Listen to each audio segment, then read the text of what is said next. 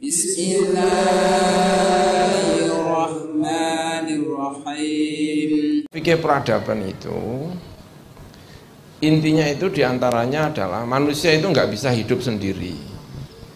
Manusia itu hidup bareng-bareng. Karena itu menciptakan peradaban. Kalau yang namanya apa ya? Hewan paling pinter itu apa ya? Paling pinter. Itu zaman Nabi Adam sampai sekarang ya gitu aja, itu nggak ada perubahan apa-apa.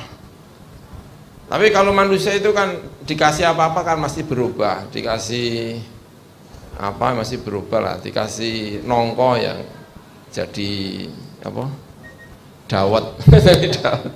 Walhasil itu nah, akibatnya itu adalah karena manusia itu selalu mengolah apa saja, nggak ada yang diterima manusia apa adanya, itu nggak ada, pasti diolah sehingga jadi baju, sehingga jadi kopiah, sehingga jadi air mineral, sehingga jadi kopi, semuanya diolah. Dan yang ngolah itu hanya manusia. Selain manusia itu nggak ada yang ngolah. Manusia yang mengolah. Nggak ada yang namanya ketek mikir gedang goreng ora ono. Ono ketek dikei gedang ya zaman Nabi Adam sampai engko kira-kira kiamat ya tetap gedang wae, ora ono terus ono gedang goreng, ono gedang apa? Nah, macam-macam. Nah, itu. Nah, masalahnya ketika manusia itu kemudian tidak selalu mengolah, itu mesti butuh orang lain, pasti butuh orang lain. Dan itu disadari betul. Muqaddimah Qanun Asasinya Mbah Hasyim Asy'ari itu, Muqaddimah ADART NU itu, begitu nyebut ayat, hadis, kalimat pertama yang keluar itu manusia tidak bisa hidup sendiri. Kalau diteruskan, Muslim tidak bisa hidup sendiri. Madinah kalau itu dianggap negara paling ideal, Muslim paling ideal itu Madinah. Madinah yang dipimpin oleh Nabi Muhammad, dipimpin oleh Sayyidina Abu Bakar, itu pun tidak bisa menyukupi dirinya sendiri melalui umat Islam tok, nggak bisa. Mata uangnya saja itu zaman Kanjeng Nabi belum mencetak mata uang, masih cetakan dari mana? Kalau kita mendengar ada istabroken, terus ada apa lagi itu, apa kontoroh itu, coba itu dicek dalam tafsir-tafsir, dalam kamus-kamus itu buatan mana. Nanti akan ketemu ini Persia, ini Romawi, ini Yaman, ini mana. Yang itu banyak diantaranya adalah non-Muslim. Itu artinya umat Islam itu tidak bisa sampai sekarang itu nggak bisa mencukupi dirinya sendiri, pasti butuh yang lain. Sebagaimana umat yang lain juga butuh umat Islam, pasti. Gitu. Nah dulu cara membaginya itu begini. Cara membaginya itu begini. Kalau ada non Muslim yang bisa diajak kerjasama, nanti namanya Darul Ahdi. Tapi kalau yang nggak bisa diajak kerjasama, nanti namanya Darul Harbi.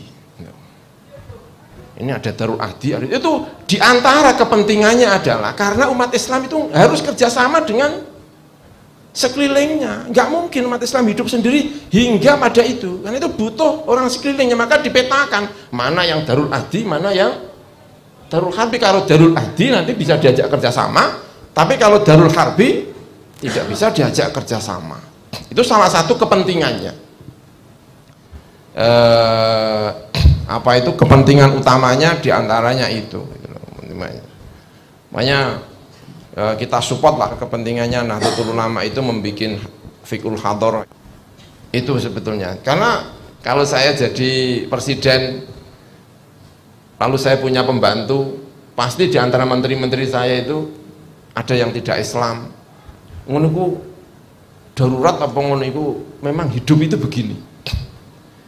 Kalau hidup itu harus jadi presiden itu bisa enggak kira-kira jadi presiden itu lillahi ta'ala dengan segala ngono. Itu belum lagi kalau kita berada di Indonesia Timur, belum lagi kalau kita berada di Amerika, belum lagi kalau kita berada di Eropa, kepingin jadi apa namanya bupati, kepingin jadi wali kota, itu pasti akan bekerja sama dengan banyak kalangan yang rodok bulet-bulet piye. Ya. Demikian juga PBB. PBB itu kemungkinannya itu kalau kita tidak ikut itu keputusannya semakin ngawur.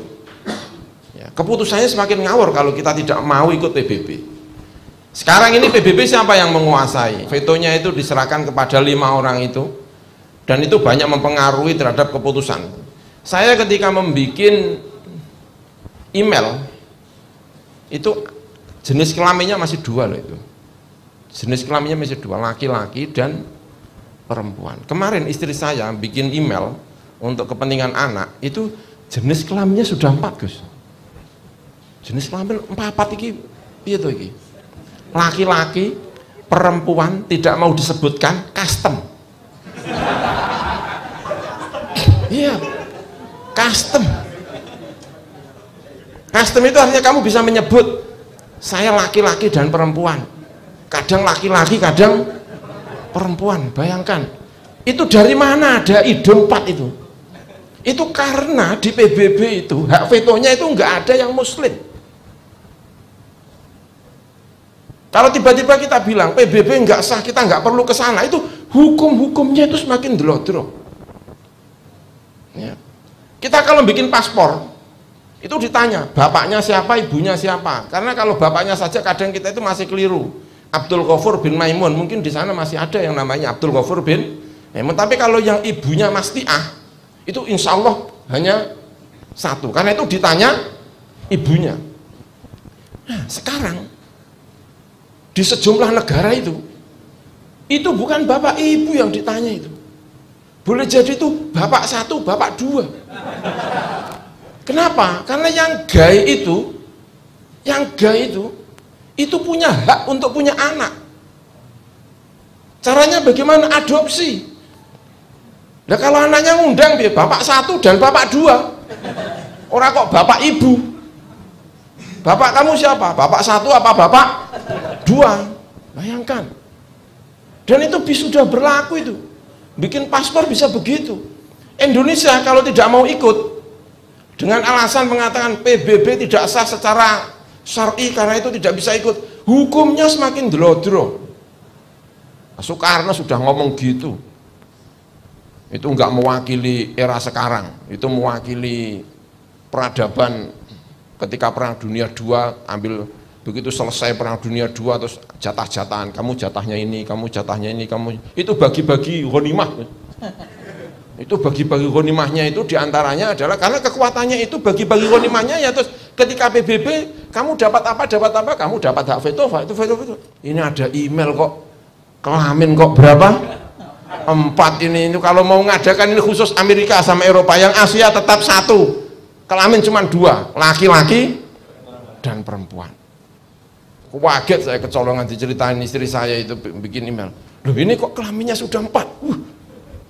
Masya Allah, kelamin sudah 4. Itu baru tahun 2022, 2050 nanti. 18. Apa ya? 18. Oh, mumet itu. Nah, dunia yang seperti ini itu kita sikapi ya seperti ini tuh hukum yang terbaik. Apa itu yang terbaik? Makanya kalau ditanya saya, gimana kalau sekarang? Sekarang ini ya Pancasila sudah, jangan khilafah. Nanti kalau Imam Mahdi datang mungkin khilafah nggak apa-apa lah. Tapi kalau sekarang ini saatnya ini ya ini yang terbaik. Nggak usah pakai apa ini.